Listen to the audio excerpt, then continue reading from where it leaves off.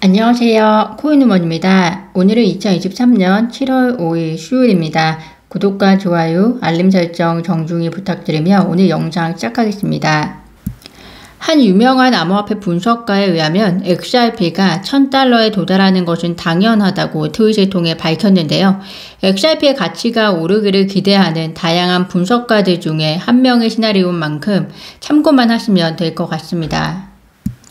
그가 왜 XRP가 $1000에 도달할 수 있는지를 XRP는 주식이 아니고 XRP는 상품 및 파생상품 시장을 포함한 다양한 시장에서 가치를 토큰화하기 위해서 설계된 유틸리티 프로토콜이기 때문이다 라고 설명을 합니다.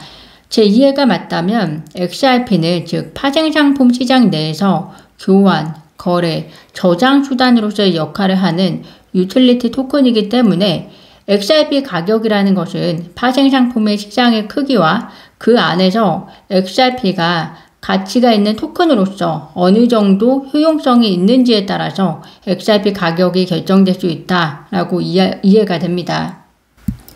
그에 의하면 파생상품 시장이 500조 달러로 평가가 되는데 만약 그 안에서 XRP가 10% 점유한다면 50조 달러라고 언급을 하고 있고요.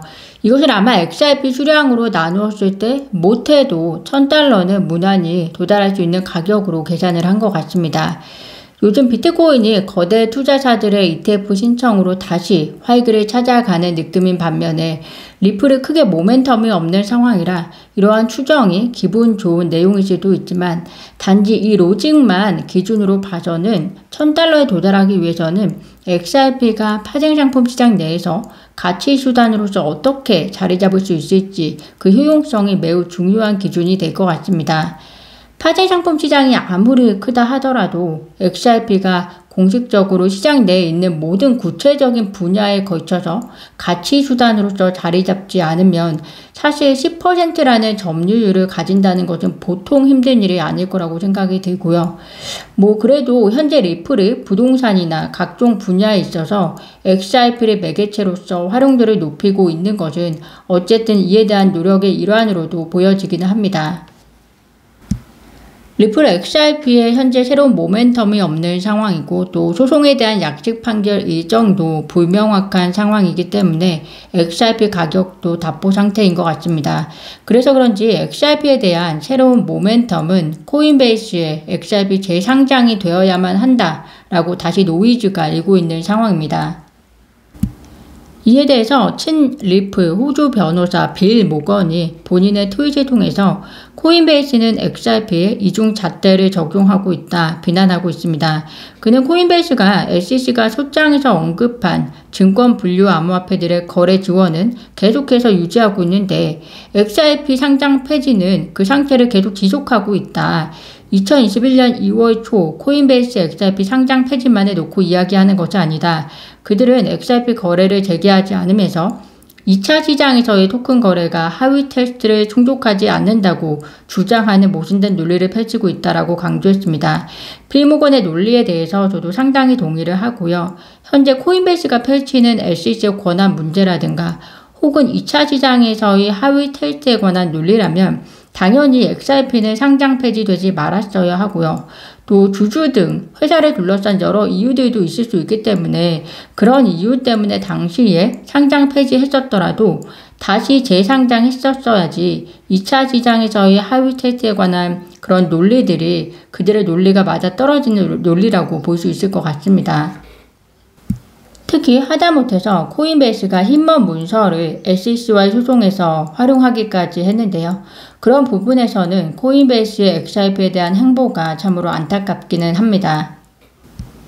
특히 저는 개인적으로 현재 거대 자산 운용사들이 비트코인 현물 ETF를 SEC에 신청하면서 감시기관으로 코인베이스를 선정하고 신청했는데요.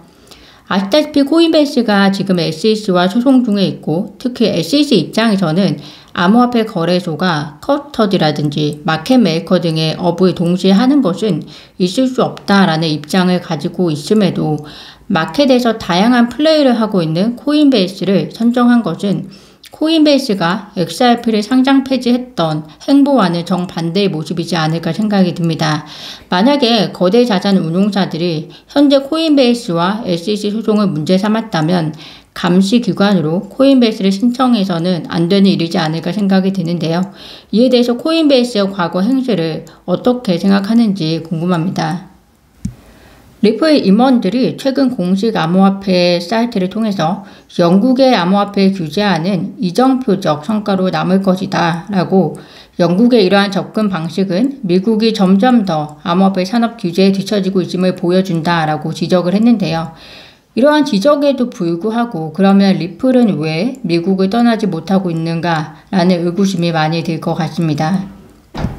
이에 대해서 다른 기사이기는 하지만 일정 부분 답변이 있어서 공유드리자면 블록체인 데이터 분석 기업 머크사이언스 CEO에 의하면 최근 SEC의 집행 조치로 인해서 암호화폐 기업들이 타국에 둥지를 트는 것 아니냐라는 우려가 많지만 개인적으로는 5년 뒤에도 암호화폐 기업들의 비즈니스 대부분이 미국에서 이루어질 것으로 본다. 인도, 중국 등은 방대한 소비 시장을 갖고 있지만 미국에서는 이를 상쇄하는 인재풀이 있다. 또 튼튼한 시장 경제 시스템은 암호화폐 기업들이 미국을 떠나지 못하는 큰 이유 중 하나다라고 설명을 했습니다. 개인적으로 저는 인재풀보다는 시장 경제 시스템이 더 영향력이 있지 않을까 생각이 들고요. 미국에 본사를 트는 이유가 미국의 안정적이고 또 자국 중심의 시장 경제 논리에 입각한 막강한 파워, 또 이로 인해서 세계로 펼치는 영향력, 그리고 시장 사이즈 등 복합적인 요인이 작용하지 않을까 생각이 듭니다. 코인글래스 데이터에 의하면 비트코인 가격이 2021년 3분기와 4분기 이후 처음으로 2023년 1분기와 2분기 양봉을 기록하면서 올 상반기를 녹색 흐름으로 마감했다고 밝혔습니다. 비트코인의 올해 가격 상승률이 83%로 골드만삭스가 집계하는 24종 투자 자산 중에서도 가장 높았다는 소식인데요. 구독자분들도 잘 아시겠지만 올해 금리 중단, 그리고 인하 가능성에 대한 기대, 그리고 AI 등 특정 종목의 상승으로 기술주, 나스닥 등도 높은 성장률을 보였습니다. 그런데 그들을 제치고 가장 높은 수익률이기 때문에 이것이 시작으로 비트코인의 진정, 강세장은 언제가 될 것인지에 대한 관심이 쏠려 있는 상황인 것 같습니다. 이번 주는 현지 시간으로 5일 6월 FOMC 회의록이 발표가 되고요. 현지 시간으로 7일 고용 지표가 발표가 됩니다. 회의록에서는 금리 인상에 대한 스탠스와 그리고 경기 침체 가능성을 어떻게 보고 있는지 집중해서 보시면 될 것 같고요. 고용 지표를 통해서는 시장은 현재 경기가 생각보다 잘 가고 있다라고 하는데 정말 그것이 맞는지 얼마나 갭이 있는지 데이터를 살펴보시면서 건강한 투자를 하시는 데 참고하시면 좋을 것 같습니다. 오늘 제가 준비한 소식은 여기까지입니다. 오늘도 영상 시청 진심으로 감사드리고요. 구독과 좋아요, 알림 설정은 코인 응원에게 큰 힘이 됩니다. 감사합니다.